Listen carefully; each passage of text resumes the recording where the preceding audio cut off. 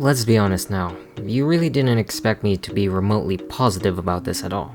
Because it's no mistake that the greatest mistake that Disney has done was to make a quote-unquote live-action version of The Lion King, the photorealistic animated remake of one of the greatest films ever made, where it just stinks to even think about existing as an insult to animation. A film that made more money than it needed to on that sole basis and was for a short amount of time the highest grossing animated film until Inside Out 2 deservedly took number 1 this year. Where the obvious executive corporate answer would be to make more of that since it was just so popular despite not really even being too popular with its audience, including a target demographic of kids that put the butts of families in the theaters. Like, why would you want to willingly watch a nature documentary over an animated film that has expressive characters that dance or feel something? There's literally no point to this, and it's mostly responsible for completely damaging even the idea that live-action remakes should continue to exist, when most people beforehand generally were somewhat interested in that potential before they started greenlighting everything else like they were printing counterfeit money. And Mufasa continues a weirdly unsuccessful trend of Disney doing sequels,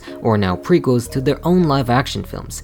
Case in point, looking at the failures of Maleficent 2 and Alice in Wonderland 2 as films nobody even cared about looking back upon unless they're bored scrolling through Disney Plus and never even made enough money to justify its existence anyway for the company. Doing things they think is a good monetary franchise idea, but actually not, since that's not where folks' interests truly lie. And so alas, we come to the present day where we are here. One that should tell you amidst other videos out there that you really shouldn't even bother watching this if you're just looking for something Disney or an animated or even just live action, because Mufasa is a film that actually has a great idea, but the wrong kind of direction when it comes down to even making this a franchise. Again, stating from the start that they should have made this prequel into a Disney animated feature, bringing back 2D with a popular franchise that still has some sway considering the 2019 success, but also didn't because of the 2019 success. So now we end up here, and it frankly isn't going to look great for the future live action films for the most part if this doesn't even perform as good as what is to be projected. But overall, if you want to know my feelings, Mufasa is just a meh film. Not a horrendous mistake, but certainly not even close to being good either. Because Mufasa is literally that Godfather 2 type of a prequel when it goes back and forth between the past and the present day events with the horse Kiara, who we knew from Lion King 2 as Simba and Nala's daughter. Obviously doing something like that to keep the original cast from the remake, like the painful Seth Rogen and Billy Eichner as Timon and Pumbaa, and then having Donald Glover Simba with Beyonce Nala, who has her own daughter, Blue Ivy Carter, star as Kiara. A clear play just by Disney themselves to keep you informed that what you are watching is the same very popular cast from the clearly very popular 2019 film, other than the style that they were making this film to be some sort of masterpiece like The Godfather 2 was kind of, which is insane to think about in that sort of way. Instead of actually being a cohesive, separate, actual prequel with Mufasa and Scar's childhood story, it's just a jumbled mess between past and present, which is kinda disappointing for the directors that are involved with their own talent like Barry Jenkins directing this, continuing a trend of award-winning directors taking on Disney slop projects, mostly made by committee. The committee being the Disney executives beholden to their shareholders, thinking that IP is always the answer rather than actual creativity. But this doesn't mean it's all bad with the effort they actually put into this film, still making it better than what The Lion King 2019 was on its own with its original piece rather than basing word for word or shot for shot, with animation that actually intends to put emotion into the characters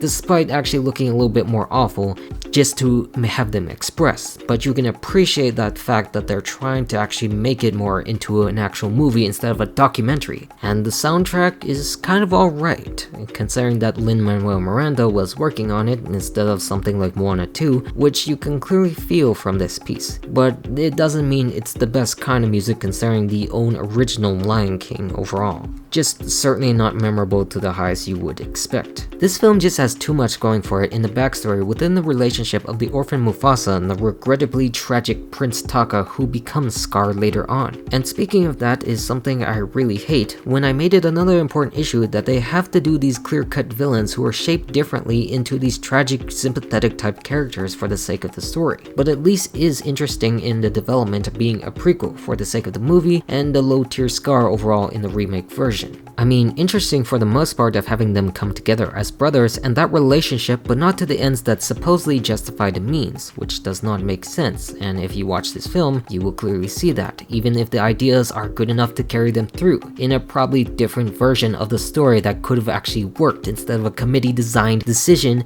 that made reference to The Lion King. They want us to believe this and keep believing that this is the way that villains are formed, and they keep getting everything wrong about that. And I can't wait till Jafar eventually gets his own prequel, or probably even the lion villain of this film in Kiros. I mean, there has to be a backstory too with this villainless trend, where this one just basically relies on other facts of Mufasa's own wife, Simba's future mother, Sarabi, as one of the bigger reasons to why Taka eventually turns into Scar, because he was passed down the throne.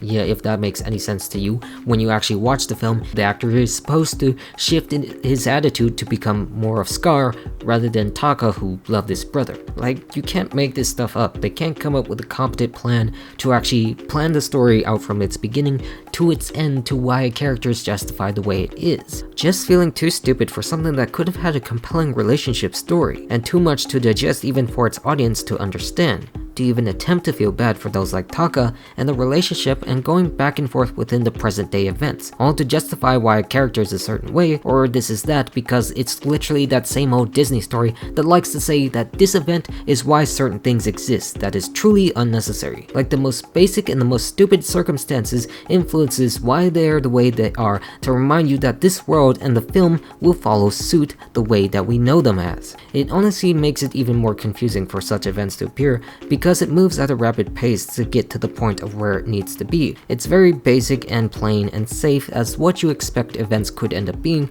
rather than actually attempting to do something valid in the story of The Lion King. Again, having the great idea of Mufasa and Scar together, but not doing a great job in service of those characters. Like, literally the most enjoyable part is the first act when they get to meet and grow up with each other, which is where the real story of this film is. But everything else just goes more downhill the closer you get to The Lion King pre-events. I guess what I meant to say here is that, to put everything shortly, is that if you really don't like The Lion King 2019 already, you really won't like this either, if that wasn't even a question. There's just nothing really here going for it after you get established and what has already been done in the present time. If you want those types of stories with the original characters who want to interject themselves into such a film, then you already have The Lion King 2 and The Lion King 1.5. Those stories serve the characters better for those types of movies and honestly tell something unique about the world that this one fails to even settle on. With this movie also could have worked better if it was released as a direct-to-DVD just like those two, about a decade earlier when they were still doing actual animated films. Because if they did that,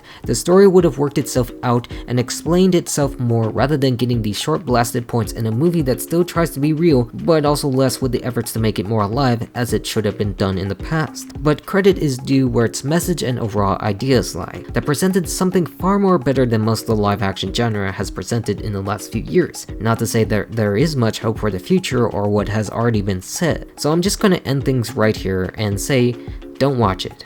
Just go watch Lion King 1.5. Goodbye.